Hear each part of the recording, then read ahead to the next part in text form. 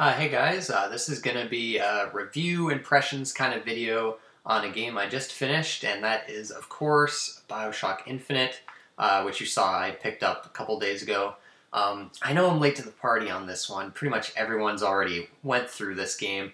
I'd say, honestly, if you own a system that this is on and you love video games, period, you've probably either played this already or have an interest in it, so I thought I'd just, give, this video is basically going to be kind of like a thoughts video, not really a review. There's no point to really reviewing it. I think if you've been interested in this game, you probably already have it by now, but before I dive into, what I thought of the game, I'll just say that if you have been sitting, like if you have been thinking, I'll just wait till it hits 40 bucks or whatever, you know what, just go out and buy this. Because overall, this is a fantastic game. Definitely one of the best of the year so far. I really haven't played too many games this year, to be honest. Like Tomb Raider, I'm interested in. Metal Gear Solid, or Metal Gear Rising, Revengeance, I'm interested in. The new Devil May Cry, I'm interested in. There's a lot of games that I do want to play that came out, but I'm waiting till they drop lower in price. After this, we've got, Pandora's Tower and Soul Hackers on the 3DS, Shin Megami Tensei Devil Summoner Soul Hackers on the 3DS. Those two games come out the same day. I'll probably be going through those two. But as far as other games this year, this was one of the top ones I'd been anticipating. I think Last of Us is the next big game that comes out that I'm really anticipating. But so far, I'll just say overall, this definitely by far is my game of the year so far. Which I know the year's still early. There's still plenty of games that can pop up that can have the potential to knock this from the top spot. Anyways, I guess dive into the story. Now the story, I'm not going to talk too much, and I'm not about, and I don't really want to spoil it. But the storyline is the reason why you should play this game. Basically, you play a character. His name's Booker DeWitt. Right there on the cover. I had this cover. I gotta change this. There's like a reversible cover, which was that was like a vote. They had to vote which reversible cover you could have, and that one was picked, which that's the one I voted on. I think that's a cool reversible cover. I should really switch this, because this cover, that is terrible. That's like everything wrong with AAA gaming these days is this cover right here. Anyways, you play as Booker DeWitt, and you kind of begin the game in this kind of rowboat with this mysterious man and woman, and you have this debt, right? And in order to pay it off, this shady character wants you to rescue a girl named Elizabeth from this city in the sky named the City of Columbia, and you basically start the game off, and this intro sequence is probably one of the best parts of the game. Experiencing the city for the first time and visiting it for the first time and seeing the sights. You go to this lighthouse. This is just very in the beginning of the game, so this isn't really spoilers. And a lot of videos have shown this already, but the first time, lifting off in this rocket ship and stepping foot in the city for the first time is probably one of the best moments in gaming, I think. This game hooks you right from the start, which is what I feel a lot of games need to do now, because I've been playing a few games that they take a while to get into, but this one, right off the bat, you're interested. But anyways, you eventually do rescue this girl, Elizabeth, and from there you're trying to uncover the secrets of this city. Now the storyline in this game, as I'm sure a lot of you have heard, touches on some controversial subjects, including racism. Religion is a big topic with this one, which is fascinating to me. I've always been kind of fascinated by religion. I'm an atheist, but I like to know about all types of religions. So the religious themes this game tackles they're really incredible. This game really if there was ever a video game to make a case for video games as art, this would be it. Because this game doesn't treat you like an idiot. This game treats you... It's just, I don't know, it's great. It doesn't force cutscenes down your throat with the narrative. You really have to pay attention to audio logs that you find thrown throughout the world. You really got to look at your surroundings. You can get a lot of details by doing that, but it's a game that definitely rewards attention, and I love it for that. Playing it the second time, I'm playing it a second time, and I'm noticing all these little details that didn't quite make sense the first time I played through, but now that I know what the story, like how the storyline is from beginning to end, playing the game again, it's absolutely mind-blowing, these little details I'm noticing. It's just, the overall, the storyline, without spoiling too much, it constantly shocks, constantly amazes. I say shocks with the racism. Colombia, despite it being a beautiful place and it's so fun to explore, its characters, its inhabitants aren't, they're racist. Which is, racism is something that I find a lot of video games don't tackle. A lot of movies I've watched certainly do, but as far as video games go, none of them. And here's a game that, it tackles it, but it also does it in some interesting ways that you might not expect. Not to spoil anything. Another theme is, like, patriotism, especially, I guess, American patriotism.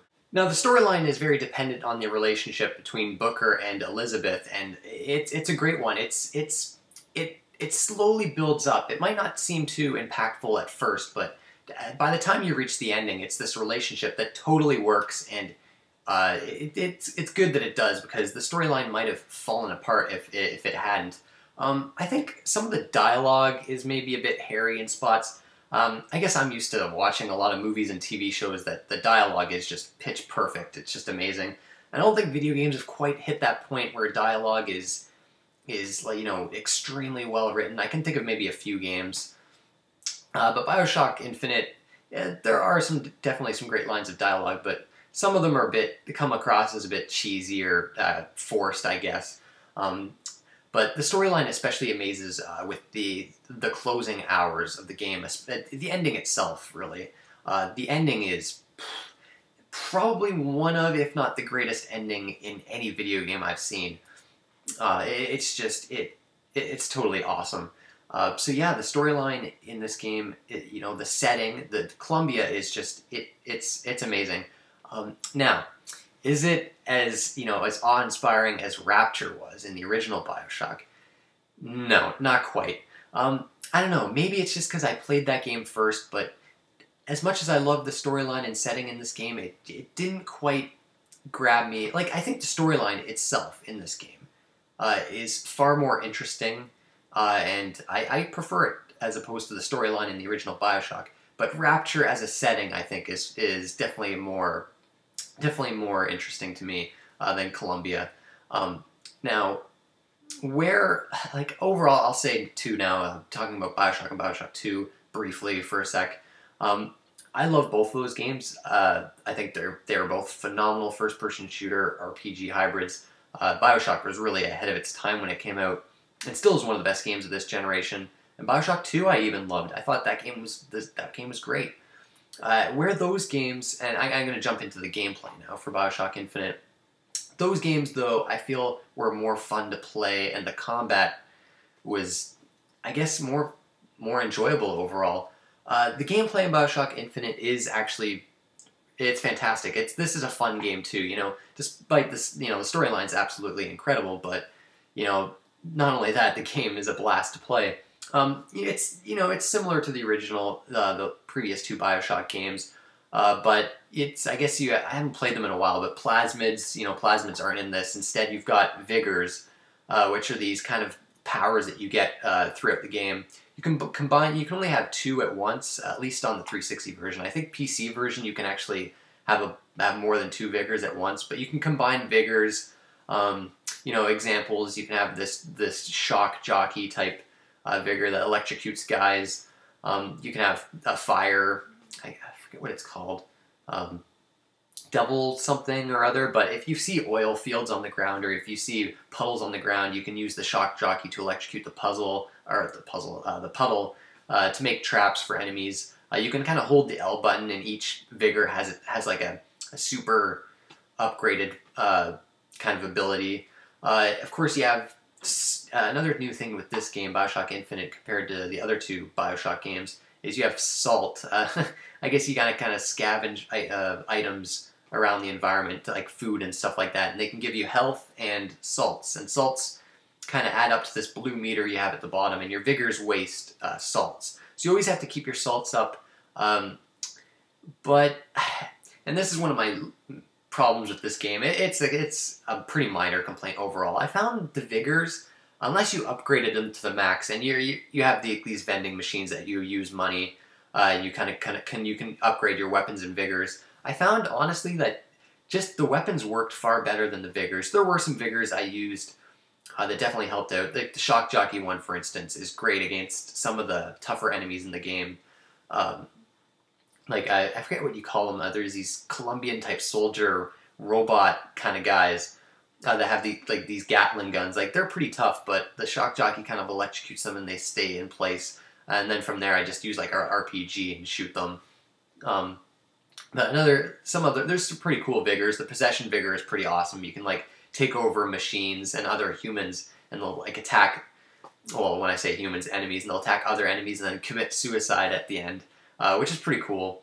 But yeah, the vigors are fun to use. They're fun to experiment with, but for some reason I felt like the plasmids in the original Bioshock were a lot more fun to use, and the combat overall I don't know, it just felt better in that game. This game, I will say, it is more action-heavy than Bioshock 1 and 2. But of course, Bioshock Infinite is a first-person shooter. There's going to be shooting in it, and there's quite a bit, but the good thing is that the game is just fun to play. Now, I played on the normal difficulty, and there's a few parts of the game that just, I don't know, like I died quite a bit, but it was more to it being just kind of annoying. There's a couple moments, I'll give examples, that I didn't feel like they fit in with the rest of the game.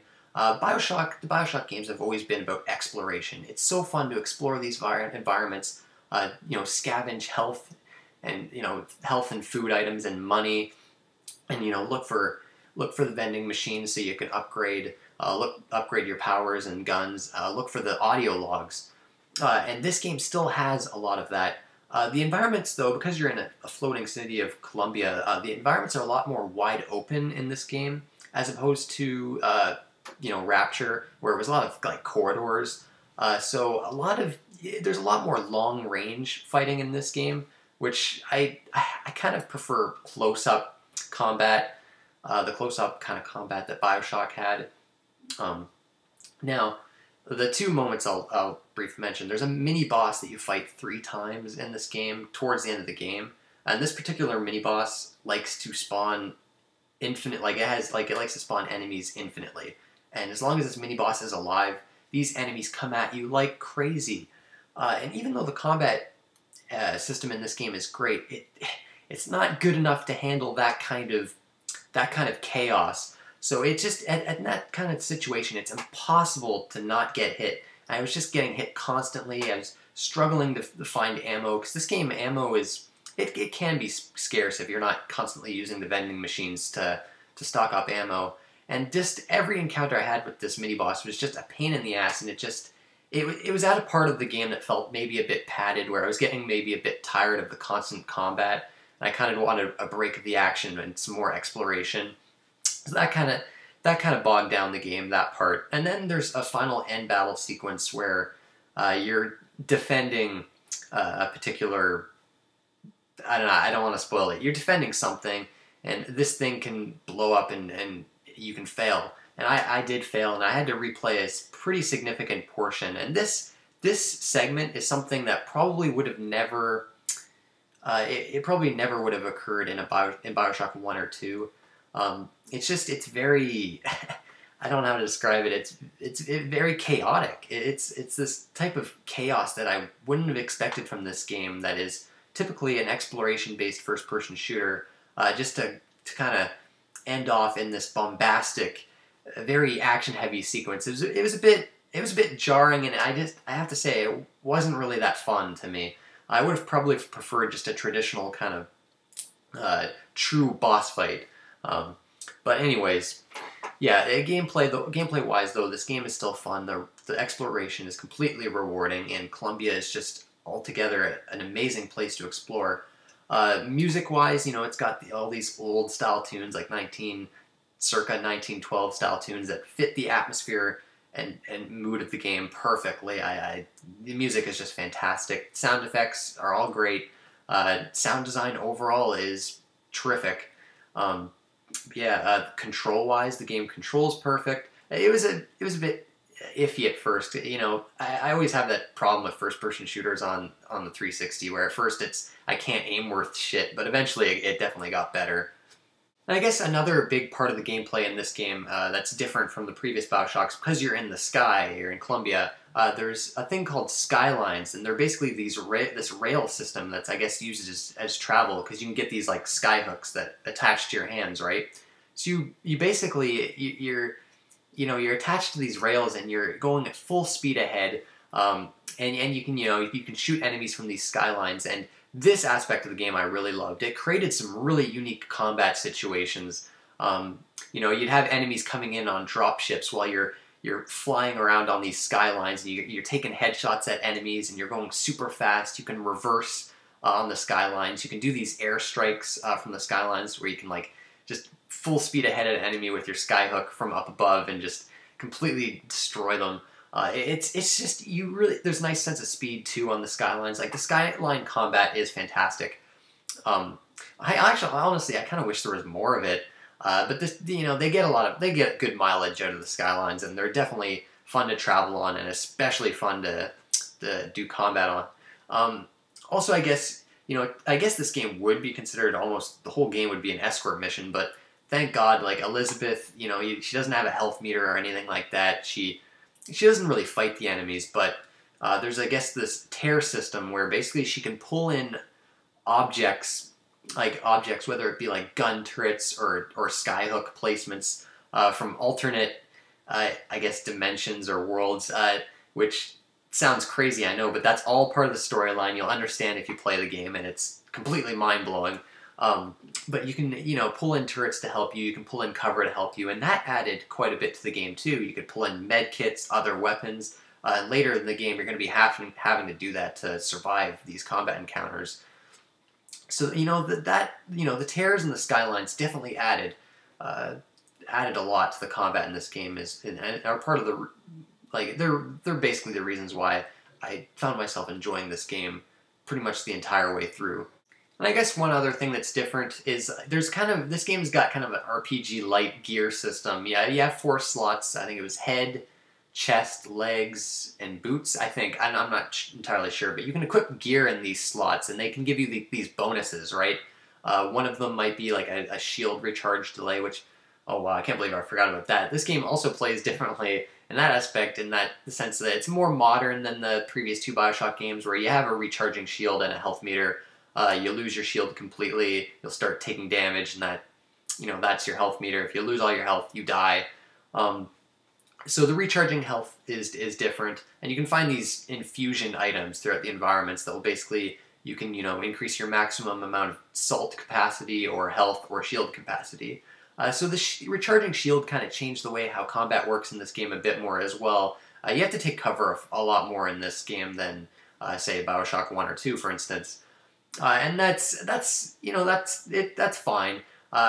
Although I still, I've always kind of been a fan of that just normal health system that Bioshock 1 and 2 had, and a lot of older shooters have. This regenerating health system they have in these games these days, I don't know, it's never been my thing. But anyways, the gear system, you can apply, these apply different bonuses to your characters, so that's really fun, trying to mix and match different gear sets to better the situation you're in, and you pretty much have to do that on the higher difficulties. I tried 1999 mode on this game, which is an unlockable difficulty. I guess I should go over death in this game, what happens when you die. If you die, you lose some money, and Elizabeth will revive you. I'm not sure, I never got to the point on normal mode where I lost all my money completely, so I don't know if you'd get a game over, but 1999 mode, it costs $100 to revive. If you have less than 100 and you die, you get booted back to the main menu, and you got to restart from a checkpoint. And these checkpoints they're long, which that brings up another problem with this game, which have a few people have run into this, where the game will freeze or whatever, and they'll have to restart, and they load their game to find out that they were at a previous checkpoint way back, and they had to do like 30 to almost an hour's worth of progress over again, and that's due to this game's kind of lackluster auto-saving feature, and I have to wonder if that's all because of 1999 mode. Because of that difficulty level, they had to change the saving system to accommodate for that. which I don't know if I like that. Which I'm not sure if I've said this in a video, but I'm not really a fan of difficulty levels in general. I just like kind of that normal difficulty setting, and I don't know. To me, difficulty levels are always this thing where it's just stat changes. Oh, enemies do more damage. Enemies have more health. Done. Just it's a simple fix, right, for the difficulties. I like when a game can be challenging in unique and original ways rather than just difficulty levels where the enemies do more damage and they have more HP, which is what this game resorts to with the higher difficulties. And I tried 1999 mode. When I found out that was the case, I was just this game on 1999 mode. I was struggling. I wasn't having much fun, so I dropped that pretty quick. But playing this again on easy mode, I went back on easy mode. It's definitely worth playing a second time to notice all these small details that you might have missed the first time through. Now that you have a better understanding of the storyline. Yeah. So where's this stand in the Bioshock? It's not really a trilogy, but of the 3 Bioshock games, you may be surprised to hear it, but it's actually my least favorite of the 3. But actually, it's in order. Bioshock, the original, is still my favorite. Then Bioshock 2, then this. And I know a lot of people are going to kind of question that, like, Bioshock 2 over Infinite. I don't know, it's just Rapture. For some strange reason, that setting is just more interesting to me. And that game, from a combat standpoint, from a gameplay standpoint, the exploration and the actual combat itself was just more enjoyable than this game. With the other 2 Bioshock games, I was never annoyed by any particular section. In this game, I don't know. There was just a couple sections where I was just like, I don't like this. But you know what? These are all very minor complaints for what is an outstanding game. Really, if you have a means to play this game, definitely go out, buy it. It's worth the $60. I'm glad I didn't wait till it dropped, because if I had missed out on this, well, I guess I would have played it anyways. But it's just a fantastic experience. But I think that about covers it. I don't think there's really anything else to talk about with Bioshock Infinite. But anyways, I want to thank you guys for watching, and I'll see you next time.